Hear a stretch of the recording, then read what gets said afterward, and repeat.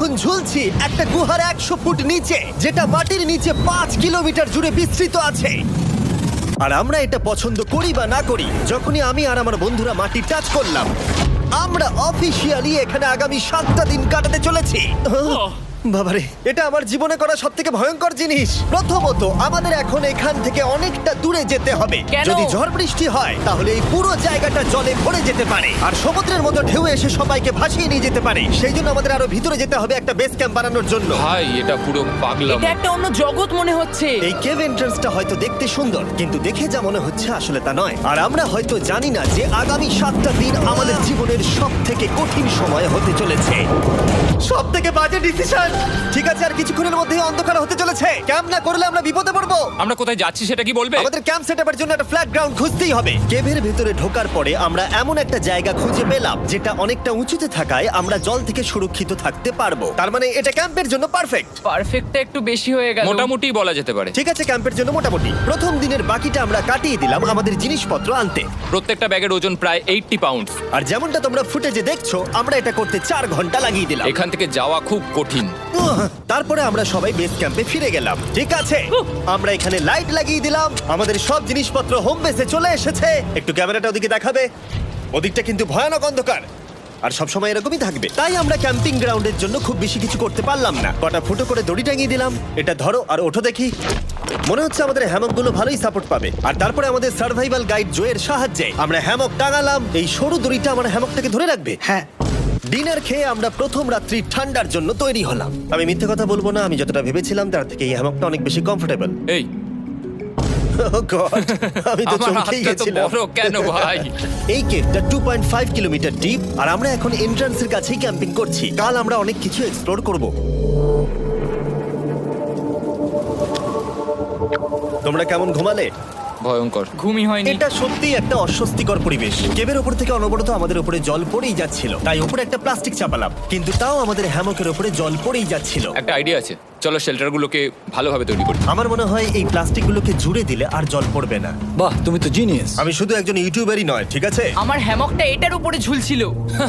মানে দেখো, আমি আরেকটু হলে হ্যামক থেকে নেমে পড়ে যেতাম। আর আমরা সেই সময় এটা বুঝতেই পারিনি যে এই গর্তটা প্রায় 40 ফুট গভীর। তাই যখন আমি আর শন প্লাস্টিকগুলোকে জুড়ছিলাম, তখন ম্যাক আর কার্ল এই গর্তটা কতটা ভয়ঙ্কর সেটা দেখতে গেল। আমার হ্যামকটা দেখতে পাচ্ছো? ওখানে আমি ঘুমোচ্ছিলাম। এদিকটা দেখো। আর যেহেতু এই কেভে সব একই রকম দেখতে, তাই আমাদেরকে ফলো করা অনেকটাই কঠিন ছিল। এই ম্যাপে তোমরা আমাদের হোম বেস দেখতে পারবে, আর দেখতে পারবে ওরা ওখান থেকে কত দূর হ্যাঁ, যাচ্ছে। এটা তো খুবই ভয়ঙ্কর। ভাই এটা পাগলামো। আর যখন ছেলেরা র্যান্ডমলি এক্সপ্লোর করছিল, তখন আমি আর শন ক্যাম্পে কাজ করছিলাম। এই স্লিপিং ব্যাগটা এখানে কেন পড়ে? কারণ এটার থেকে পিয়ের গন্ধ বেরোচ্ছে। ইয়া, এটার থেকে শেখা উচিত স্লিপিং ব্যাগ ভাড়া নিতে নেই। আমরা স্লিপিং ব্যাগ কেন ভাড়া আমি- নিয়েছি? কেন আমি আমরা জানি না। স্লিপিং ব্যাগগুলো কিনে আনতে পারলাম না? আর তারপরে আমরা এই দুটো প্লাস্টিককে জিপ টাই দিয়ে জুড়ে দিলাম। কিছু মনে করো না, এই দড়িটার উপরে আমার জীবন বাজি আছে। আর তখন ওইদিকে ম্যাক আর কার্ল তখন ওই গর্তের মধ্যে। ও মাই গড, ম্যাক! আর শেষ পর্যন্ত ওরা একদম নিচে পৌঁছে গেল। এই! আমি তো ভাবলাম সবাই ক্যাম্প নিয়ে কাজ করবে। আমরা শুধু দেখাচ্ছিলাম জায়গাটা কতটা ভয়ঙ্কর। না পড়লেই হবে, তোমাদের স্কিল নেই। আচ্ছা ঠিক আছে। আর যদিও ওদের এবার ফিরে আসা উচিত ছিল, কিন্তু কার্ল আর ম্যাক এটা কতটা গভীর সেটা দেখানোর চেষ্টা করলো। ভাই এটা দেখতে দারুণ লাগছে। তুমি কি নদীটাকে পার করতে পারবে? কিন্তু ওরা এটা জানে না যে এই রিভারটা এই কেভের গোটাটাই জুড়ে আছে। তার মানে এর মধ্যেও আমাদের কিছুটা সময় কাটাতে হতেই পারে। ওই তো ওরা এসে গেছে। এসো। তোমরা রান্না করে রেখেছো তো? হ্যাঁ, রান্না করেছি। ঠিক বলেছ। একটা নতুন বাড়ি, ঠিক বলেছি তো? একদম। এখন আমাদের একটা ছাদ আছে। আর এটা তো দারুণ। জিমি রান্না বেশ ভালোই আর করেছে। আমরা আমাদের ফায়ার পিটটাকে এই সুন্দর জায়গাটাতে নিয়ে এসেছি। জায়গাটা কেমন? বেশ গরম। আরামদায়ক। এই পাথরগুলো গরমটাকে ধরে রাখবে এবং ওপর থেকে যে পি পড়ছে সেগুলোকে আটকে দেবে। ওটা পি নয়। তাহলে ওটাকে কি বলবো? যদি জানি না, হয়তো বৃষ্টির জল হবে বা না, এটা বৃষ্টি নয়, না, পাথর মানে ইয়ে তুমি- করছে। এই একটু উপরে দেখাও। তুমি মেঘ দেখতে পাচ্ছো? পাথর দেখা যাচ্ছে। এটা বৃষ্টি নয়, রক পি। Rock P. ঠিক আছে, রক পি। ঠিক আছে, এটা রক পি। আর একটা শুকনো রাত ঘুমিয়ে কাটাবার পরে আমরা ঠিক করলাম জো আমাদের সার্ভাইভাল এক্সপার্ট, তাকে নিয়ে আমরা কেভের শেষ প্রান্ত অব্দি যাব। Cave, cave! Cave, cave, cave! Cave. দেখা যাক আমরা কেভের কতটা গভীরে যেতে পারি। তোমরা কিন্তু মনে রাখবে আমরা সবেমাত্র কেভের এন্ট্রান্সের দিকেই আছি, আর আমাদের ইচ্ছা এই কেভের শেষ প্রান্ত অব্দি যাওয়া, অবশ্যই না মরে গিয়ে। ও মাই গড, এটা তো খুবই স্টিফ। আরে এটা তো সবে শুরু। আমরা কেভের আরো গভীরে এসেছি। তোমরা সবাই সাবধানে আসবে। এটা খুবই ছোট জায়গা, আমার মনে হয় না এখান থেকে আমি যেতে পারবো। কেভ এক্সপ্লোরের ইন্টারেস্টিং জিনিসটা হলো যা হোক করে আমাদের এই ছোট্ট ফাঁকগুলোর মধ্যে দিয়ে এগিয়ে যেতে হবে। ও মাই গড, খুব ছোট জায়গা। আর তারপরেই খুব বড় একটা জায়গা আসবে, সেটা এতটাই বড় যে কিছু না দেখতে পাওয়ার জন্য এটা করতে হলো। ও মাই গড! এবার আমি সব দেখতে পাচ্ছি, এটা দুর্দান্ত। এটার তো অনেক আলো। ভাই জায়গাটা কতটা সুন্দর দেখো। বাপরে কি আলো, আমি তো তাকাতেই পারছি না। আমি তো অন্ধ হয়ে যাব মনে হচ্ছে। এ বাবা, এটা কি হলো? আমরা বোধহয় ঠিক মতো এটাকে ব্যবহার করতে জানতামই না। চলো এগিয়ে যাই। আর তাই আমরা এগোতে থাকলাম। এই যে এই জায়গাগুলো, এগুলো খুব ভালো ধরার এখানে? জায়গা। এগুলো ধরে এখান থেকে পা ঘুরিয়ে চলে আসতে পারবে। এইভাবে কি? হ্যাঁ, একদম পারফেক্ট। জো সব থেকে ভালো কেভ গাইড। এভাবে কেউ গাইড করতে পারবে না। ঠিক আছে, এইবার ব্যাপারটা ইন্টারেস্টিং হবে। কি? এটা কি? এখান থেকে আমাদের ওয়েট শুট পরে সাঁতার কেটে যেতে হবে। গতকাল ম্যাক আর কার্ল এটা নিয়ে মজা করছিল, কিন্তু এই কেভে আমাদের পরের অ্যাডভেঞ্চারটা ছিল একটা প্রায় জমে যাওয়া নদীর মধ্যে। ও মাই গড, এটা তো পাগলামি! তার মানে আমাদের ওয়েট শুট পড়তেই হবে যাতে আমাদের হাইপোথার্মিয়া না হয়। আমরা এটা কেন করছি? এই এক্সপেরিয়েন্সটা তো জীবনে একবারই হবে। এটা করলে হয়তো আর নাও বেঁচে থাকতে পারি। আমাদের এই কেভের শেষে পৌঁছতে হলে আমাদের এই নদীর মধ্য দিয়ে, এই ছোট্ট ফাঁকগুলোর মধ্য দিয়ে সাবধানে ধীরে ধীরে এগিয়ে যেতে হবে। আস্তে আস্তে নামো, স্রোতের কারণে পা পেছনে টানতে পারে। ঠিক আছে, আমি তাহলে নামছি। তুমি ওই দেয়ালগুলো ধরে ধরে এগোতে থাকো আস্তে এটা তো আস্তে। খুব ঠান্ডা। তুমি পারবে জিমি। জানি না এখানে ঢুকতে পারবো কিনা। জিমি, এবার তুমি জল থেকে উঠে দাঁড়িয়ে পড়ো। Oh my God! এটা সত্যি একটা পাগলামি। এখানে কি ঠান্ডা! যখন তোমরা খুব ঠান্ডা জলের মধ্যে থাকবে তখন একটা পাথরকে ধরে এগিয়ে চলা খুব কঠিন হবে। ও মাই গড, এটা সত্যি পাগলামি। ম্যাক, গড, চলে এসো। আমার ভয় লাগছে। চলো চলো, পারবে। ভাই। এগোতে থাকো, পেছন দিকে তাকিও না। একবার দেখো আমরা কি করছি। কিন্তু এই বাধাগুলো এতটা কঠিন ছিল না সামনে যা আসতে চলেছিল তার তুলনায়। আমরা পেরেছি। কেভ কেভ কেভ এই, কেভ। একটা কথা শোনো, আমরা 10% আসিনি। তার মানে এখনো আমরা শুধুমাত্র সার্ফেসেই রয়েছি, আর শেষ প্রান্তে পৌঁছতে হলে আমাদেরকে আরো 2 কিলোমিটার যেতে হবে। যেরকম তোমরা দেখতে পাচ্ছ এখানে 24/7 বৃষ্টি হয়, তাই আমি একটা আড্ডা মারার জায়গা তৈরি করেছি যেখানে আমরা কেউ ভিজবো না। আমি ভাবছি আমি যদি এটা না বানাতাম তাহলে কি হতো। আমি নিশ্চিত যে ওদের একটা ভেজা পাথরের উপর শুতে হতো। আমাদের ক্রমাগত এগিয়ে যেতে হবে এবং শরীরটাকে ভিজে রাখতে হবে। ঠিক আছে। নইলে আমাদের শরীরের তাপমাত্রা কমে এটা যাবে। এতটা কঠিন কেন?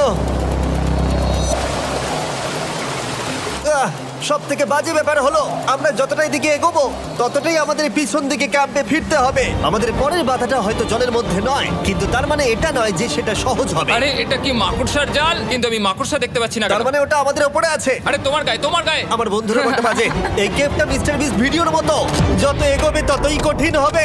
সত্যি কথা বলতে যদি আমাদের সাথে জো না থাকতো আমরা মরেই যেতাম। আর 3 ঘন্টা পরে জো আমাদের জন্য একটা বাজে খবর নিয়ে এলো। জল অনেকটা বেড়ে গেছে আর আমরা অনেকটা সময় লাগিয়ে ফেলেছি, তাই আজকে আমাদের আবার ক্যাম্পে ফিরে যেতে হবে। আমি মানবো না। তুমি সেফটি এক্সপার্টের কথা অমান্য করতে পারো না। আমি এটা মানবো না। সত্যি কথা বলতে আমাদেরকে ফিরতেই হতো, কারণ এর আগে আমরা শুট করতে অনেকটাই সময় নষ্ট করে দিয়েছি। তারপর ফ্লেয়ার নিয়ে খেলেছি, তাই আমরা ফিরে যাচ্ছি আর এই মিশনটা আমরা পরের দিন আবার শুরু করব। শন, আমরা এসে গেছি। আরে তুমি এখানে কি করছিলে? এখন তোমরা কেউ ভিজবে না। আমি তো জানতামই না এই লাইটগুলো আমরা এনেছি। এগুলো দারুণ লাগছে তাই না? দুঃখের বিষয় আজকে আমরা মাত্র 20% এগোতে পেরেছি, কিন্তু বিশ্বাস করো আমরা শেষ পর্যন্ত অবশ্যই যাব আগামী কয়েকদিনের মধ্যেই। আমার মনে হয় না। কোনোদিনই হবে না। আমি তো বললাম। আমরা ডে 4টা রেস্ট নেব আর ডে 5-এ চেষ্টা করব এই কেভের শেষ অবধি যাবার। দেখা যাক কি হয়। ডে 3-তে মজা হলো, কালকে আবার দেখা হচ্ছে। আর কেভের ভিতরে 3টে খুব বাজে রাত কাটাবার পরে পরের দিন সকালে আমাদের মাথায় শুধু একটাই কথা আসছিল। আমার একটা হট শাওয়ার চাই, তবে আমি এখন একটু শান্তি পাবো। ও, এখন শাওয়ার পেলে কিন্তু দারুণ হয়। আমি চান করিনি প্রায় 3-4 দিন হয়ে গেল। তোমরা নিশ্চয়ই জানো কেভের মধ্যে শাওয়ার করা সম্ভব নয়। আমাদের অনেকটা পথ হেঁটে সাবধানে আগের রিভার বেডের কাছে পৌঁছতে হলো। ও মাই গড! আমি আমার ব্রেনকে ফিল করতে পারছি। আমি এভাবে ব্রেনকে ফিল আমার করিনি। কপালটা জমে গেল পুরো। চলো ড্রোন দিয়ে মাথার চুলগুলো শুকিয়ে নি। এদিকে এসো ড্রোন। ও দাঁড়াও দাঁড়াও দাঁড়াও, এটা কিন্তু কাজ করছে। হ্যাঁ, দারুণ কাজ করছে। ড্রোন থাকতে হেয়ার ড্রায়ারের কি দরকার? আর চুল শুকানোর পর আমরা জয়ের সাথে জার্নির প্ল্যান করতে বসলাম। এটা কি জো? এটাই কেভের ম্যাপ। আগেরবার আমাদের থামতে হয়েছিল কারণ জল খুব জোরে বইছিল। এখন বৃষ্টি কম হচ্ছে, তাই কালকে আমরা নিশ্চয়ই এই কেভের শেষে পৌঁছে যাব।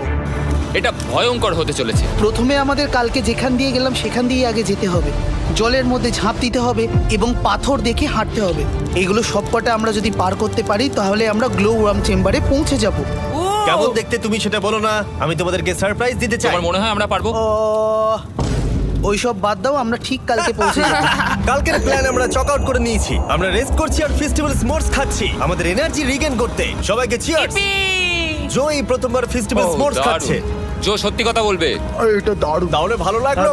দারুণ লেগেছে। আমরা এই চকলেটটা আগে কেন বের করে নিই? এটা এমনি চকলেটের থেকে 10 গুণ ভালো খেতে। সত্যি কথা বলতে তোমরা যদি ফেস্টিভ্যালের সাথে স্মোর্টস ট্রাই না করে থাকো তাহলে তোমরা মিস করছো। কালকে আমরা পুরো কেভটা এক্সপ্লোর করব, দেখা হচ্ছে। তাই আমরা ভালো করে ঘুমানোর চেষ্টা করলাম আর কালকের প্রিপারেশন নিলাম কেভের শেষে যাওয়ার জন্য।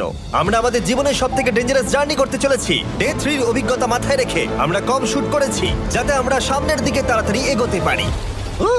জলটা খুব ঠান্ডা হ্যাঁ, আগের দিনের মতোই, খুব ভালো। এই তো আর যাতে আমরা সবাই বেঁচে ফিরতে পারি তাই জো ছাড়াও আরেকজন সার্ভাইভাল এক্সপার্টকে আমরা নিয়ে এসেছিলাম। এখানেই আমরা ডে 3 তে আটকে গেছিলাম। এখন আমরা কি করব? এবারে আমরা অনেক তাড়াতাড়ি এসেছি। আমাদের পিছনে ঘন অন্ধকার, কোথায় যাব? এই রাস্তাটা অনেক সরু এবং হ্যাঁ। স্রোত প্রচুর বেশি, তাই আমরা দেয়ালগুলো ধরে ধরে আস্তে আস্তে এগোবো। এই যে এইভাবে। Oh হ্যাঁ, God! এই রকটায় জাম্প করো। কয়েকটা ভালো পাথর আছে যেগুলোকে তুমি ধরে এগোতে পারবে। আরে এখানটা তো অনেক অন্ধকার। আমি আর পা পাচ্ছি না, আমি এখন মাটিতে আর পাই পাচ্ছি না। যেহেতু আমরা মাটিতে পা পাচ্ছিলাম না, তার মানে যদি আমরা পাথর ছেড়ে দিই তাহলে এই জলের স্রোত আমাদেরকে ভাসিয়ে নিয়ে যেতে পারে। জো, আমরা কি করব? আমি এটা ধরে এসেছি, তুমি এটা ঠিক ধরো। আছে, আমি তো দেখতেও পাচ্ছি না কোথায় যাচ্ছি। জো, স্রোত আমাকে ভাসিয়ে নিয়ে চলে যাচ্ছে। আমি তুমি করবো কি করে? পারবে, পারবে। শুধু মুখটা এখান থেকে ঢুকিয়ে দাও, আমি হেল্প করছি। এখানে আমি ঢুকবো? হ্যাঁ, এই গর্তের মধ্যে। এই তো, খুব ভালো। এটা আমার জীবনের সবথেকে বিপজ্জনক অ্যাডভেঞ্চার। আমরা এখন কেভের অনেক গভীরে চলে এসেছি আর এবার আমাদের সামনে প্রথম বড় বাধা। এখানে জলের একটা ঘূর্ণাবর্ত আছে, যদি তুমি এর মধ্যে পড়ে যাও তাহলে তোমাকে একদম নিচে নিয়ে চলে যাবে। মানে আমরা পড়ে গেলে মরে যেতে পারি। হ্যাঁ, মানে আমরা মৃত্যুর সাথে খেলা করছি। এটা এতটা বিপজ্জনক হতে পারে আমি সত্যিই ভাবিনি। খুব ভালো। এই তো, তাহলে কি আমার পা এখানে হ্যাঁ, রাখবো? রাখো রাখো। ঠিক আছে, এই তো আমি পেরেছি। এটা আমার ভাবনার থেকেও বেশি কঠিন ছিল। এই নদীটা কতটা শক্তিশালী এই গোটা কেভটাকে তৈরি করেছে। কিন্তু মজার ব্যাপার হলো আমরা পাথরের মতো শক্তিশালী নই। আমি শুধুমাত্র মানুষের মতোই শক্তিশালী। সৌভাগ্যবশত কাল এই অ্যাডভেঞ্চারে লিড করেনি, তার বদলে আমরা একজন অ্যাভেঞ্জার জোকে পেয়েছি। ও কতটা এক্সপার্ট তার প্রমাণ হিসেবে বলতে পারি। সে লিটারালি কতটা ওপর থেকে আমাদেরকে নদীতে ঝাঁপ দিয়ে দেখালো। ও মাই গড, এটা পাগলামি। কে বললো এটা পাগলামি? এটা তো আমার কাছে খুবই সহজ। আমি এটা করব। তুমি কোনোভাবেই এটা করতে পারবে না। আরে কি বলছোটা কি তুমি? আমি এক্ষুনি করতে চাই। চলো যাচ্ছি Joe. God speed back. Jimmy আমার সাথে যা যা করেছে তার কাছে এটা তো কিছুই নয়। 3, 2, 1।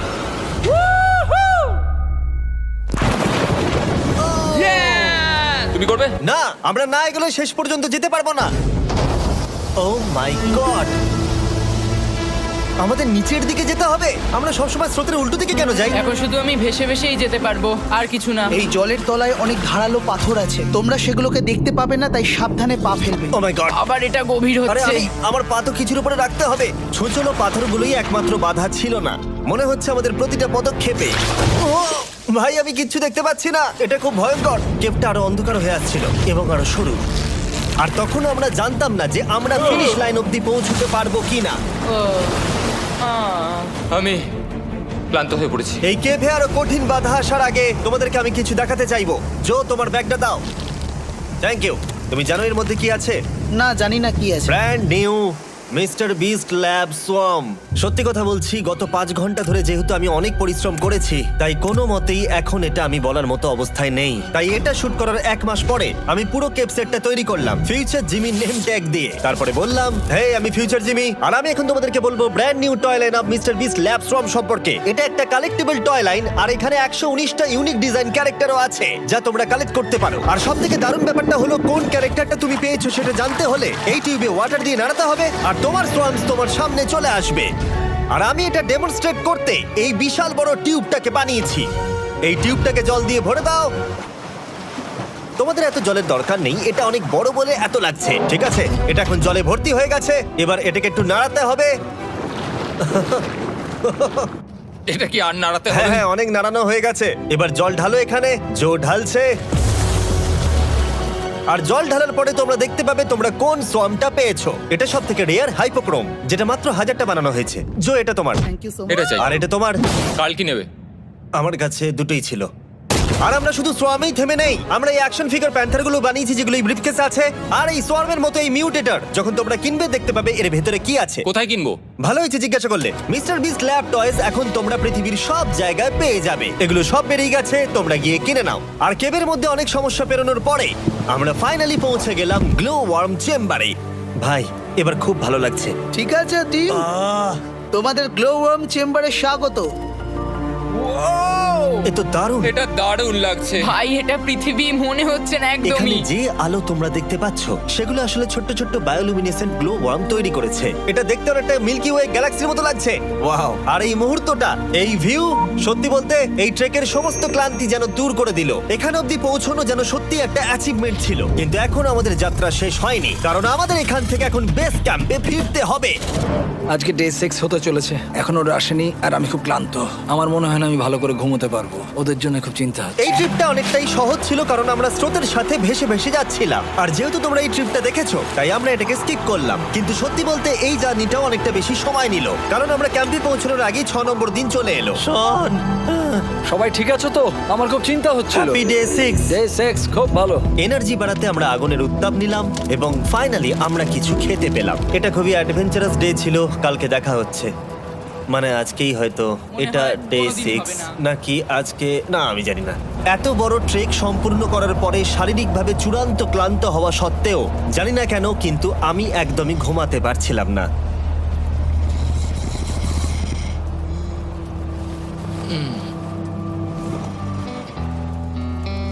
আমি 7 দিন সলিটারি কনফাইনমেন্টে কাটিয়েছি, কবরে কাটিয়েছি, 7 দিন রাফটে থেকেছি। কিন্তু সত্যি কথা বলতে এটা সবার থেকে বেশি কঠিন ছিল, কারণ সব সময় ভিজে, ঠান্ডা, প্রত্যেক মুহূর্তে এই পাথরগুলো শরীরে ব্যথা দিচ্ছে। বেশিরভাগ সময়টাই এই কেপটা দুঃস্বপ্নের মতো ছিল। কিন্তু তোমার আর আমার মধ্যে জিমি! ইয়ো! গার্ড, আমাকে দেখতে পাচ্ছো? এটা পৃথিবীর সবথেকে উজ্জ্বল টর্চ। মজার মুহূর্ত অনেক ছিল। মাটির নিচে 300 ফুট গভীরে অভিযান চালানো থেকে আমাদের সবাই মিলে হ্যামক নিয়ে হাসাহাসি করা সবকিছুই অভিযানের অংশ ছিল।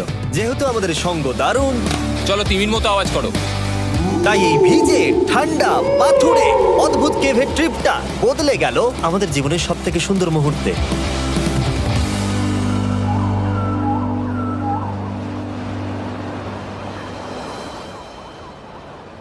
আমরা এখান থেকে যাব না যতক্ষণ না সবকিছু তোলা হচ্ছে।